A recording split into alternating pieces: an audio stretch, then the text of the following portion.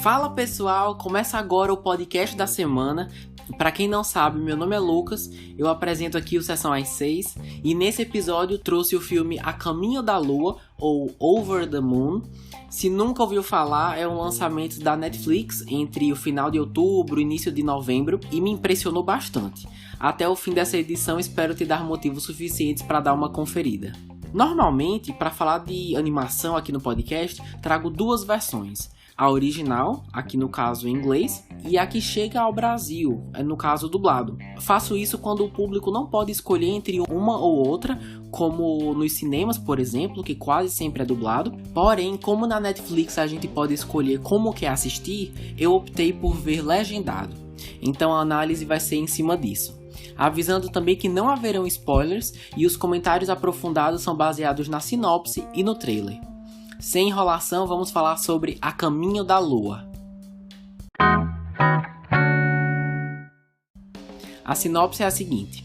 Estimulada pelas histórias da mãe, Fei decide construir uma nave espacial para ir até a Lua e comprovar a existência de uma lendária deusa. Dirigido por Glenn Keane, eu vou falar mais dele daqui a pouco, e produzido pela Pearl Studio e Netflix Animation, mas foi animado mesmo pela Sony Pictures. Bom, começo a discussão dizendo com muita felicidade que a Disney não é a única capaz de trazer representatividade. Ver um filme com uma animação de alto nível que enaltece a cultura de um país não americano, com boas músicas e uma história interessante, e não ser da Disney, é incrível. Falo da Disney porque em vários momentos eu tive a impressão que eles fizeram esse filme, e quando estava pesquisando umas informações pro roteiro, vi que o Glenn é um animador do Disney Animation, e fez tanto sentido isso, porque não dá para negar que a qualidade é muito semelhante. Mas começando oficialmente os destaques, a primeira é a animação. A Caminho da Lua é um prato cheio para quem curte animação. E eu valorizo e aprecio muito eles terem se dado o trabalho de mostrar mais de uma forma de animar, digamos assim. Tem a animação na Terra, os bairros, as pessoas, que é muito bonito inclusive. É aquele tipo de arte que valoriza muito os detalhes, os fios de cabelo, as sobrancelhas, algumas paisagens, as roupas. E quando a história foca mais na Lua, é outra coisa, o estilo é diferente, é outro modelo de animação muito bonito e muito colorido. O pouco que eles mostram de como aquela realidade funciona, deu para perceber que tem muita vida. As cores deixam isso bem claro. Até mesmo no começo da história tem uma animação que parece uma pintura, mas enfim, não tem como eu enaltecer o suficiente aqui o quão bonito visualmente são as animações desse filme. O segundo destaque é, falando como uma pessoa que não nasceu na China e não tem muito conhecimento sobre, a impressão que eu tive é que esse filme é uma celebração da cultura chinesa, que vai desde a comida tradicional da família até os festivais e lendas regionais. E partir dessa viagem como alguém de fora foi muito bom. Não é difícil de entender e com as pequenas informações e diálogos, nós já vamos entendendo um pouco da cultura que tem por trás da história. Seguindo com o roteiro, como eu disse, não é difícil de entender. Acredito que quem assistir com a mente aberta tende a se beneficiar bem mais, porque há muitos elementos fictícios e se você questionar toda a realidade da situação constantemente, não vai ser a mesma coisa. Então, deixa a história te levar, que a recompensa vai ser maior. E por falar em recompensa, fico feliz em dizer que a narrativa não é só rica visualmente, mas também com os diversos comentários que traz. Como lidar com mudanças, o luto, as dificuldades de superar o passado e como aprender a seguir em frente. Tem muitas mensagens fortes e importantes aqui. E acredito que principalmente as crianças vão absorver e compreender pelo menos a base do que a história quer passar. Mas esse é o tipo de filme que não tem uma faixa etária exata.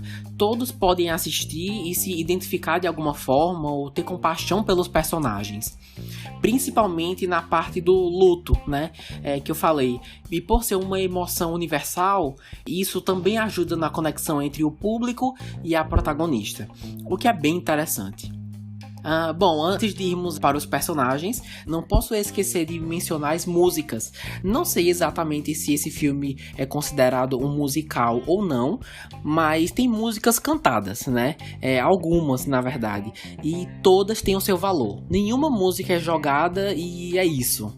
Não, a grande maioria tem um motivo, seja porque a letra ajuda a contar a história, e isso é muito bem feito, inclusive, ou para expressar alguma sensação que em diálogo talvez fosse mais difícil, mas eu gostei de todas, em nenhum momento achei cansativo. Não só não achei cansativo, como tenho uma preferida, é Ultra Iluminada, ou Ultra Luminary. O ritmo é maravilhoso e também é acompanhado de um show, tem toda uma performance. E se você terminar de ver essa parte e não se impressionar com a animação, aí realmente não tem como te defender, aí fica difícil. Mas vamos entrar agora na parte dos personagens, começando pela maravilhosa Fei Fei, interpretada pela Cathy Yan. A voz dela é incrível, uma música em especial, Vou Voar ou Rocket to the Moon, que ela entrega bastante e também consegue dar vida a uma protagonista extremamente carismática, esforçada e inteligente. É muito fácil torcer por ela, mas isso não significa que o elenco de apoio é menos interessante, muito pelo contrário. O personagem Shin, por exemplo, dublado por Robert G. Chiu, se eu pronunciei errado, desculpa, acabou sendo melhor que eu esperava. Na sua primeira aparição eu não tive muita certeza se ele ia estar à altura do resto dos personagens, mas na medida que a história avança, não tive dúvidas que ele também tem o que contribuir. É um menino engraçado, com muita energia e um bom coração. Mas a que foi pra mim a mais interessante, estando ali pau a pau com a Fei Fei no primeiro lugar, é a Chang-yi, dublada pela Philippa Soo.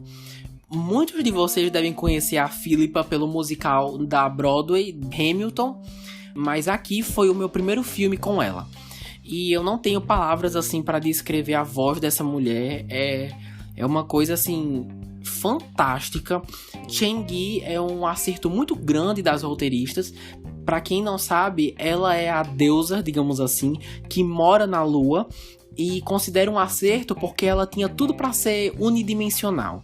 Ter uma personalidade rasa, com emoções bem clichês de ignorância e superioridade, e perceber que na verdade ela é uma pessoa com certa complexidade, acabou elevando ainda mais a trama.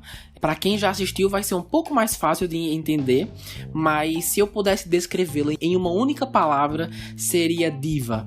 Ela é uma diva, adorada pelos outros habitantes, suas roupas são muito bem animadas, ela usa várias, e o design de cada uma chama a atenção. E cá entre nós, Chang-yi é lindíssima. Quando tá cheia de roupa e maquiagem é linda. Quando usa uma peça de roupa, o cabelo solto e sem maquiagem, continua linda. É aquela pessoa que não consegue ser feia.